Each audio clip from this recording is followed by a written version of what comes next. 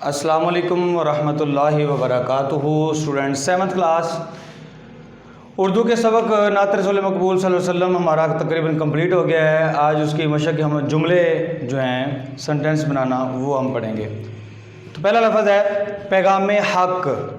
پیغام حق، اس کا جملہ نبی اکرم صلی اللہ علیہ وآلہ وسلم نے پیغام حق سنایا۔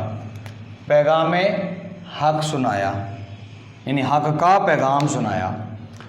عقبہ جس کا معنی ہوتا ہے آخرت، ہر ایک کو اپنی عقبہ کی فکر کرنی چاہیے، یعنی ہر ایک بندے کو اپنی آخرت کی فکر کرنی چاہیے، سوچ بچار کرنی چاہیے۔ اگلا شمع ہدایت، ہدایت کی شمع، ہدایت کا نور جس کا معنی ہے۔ تو یہ جملہ اس کا بتاتے ہیں، قرآن پاک مسلمانوں کے لیے شمع ہدایت ہے۔ جملہ بڑا خوبصورت ہے کہ قرآن پاک جو ہے یہ مسلمانوں کے لیے ہدایت کا نور ہے، شمع ہدایت ہے۔ غافل، اس کا جملہ غافل یعنی بے خبر جو ہوتا ہے، جس کا معنی بے خبر ہے۔ حضور اکرم صلی اللہ علیہ وآلہ وسلم نے غافل انسانوں کو شعور دیا، جو بے خبر تھے اپنے آپ سے، ان کو شعور دیا، اللہ کا پیغام سنایا، اللہ کی پہچان کروائی۔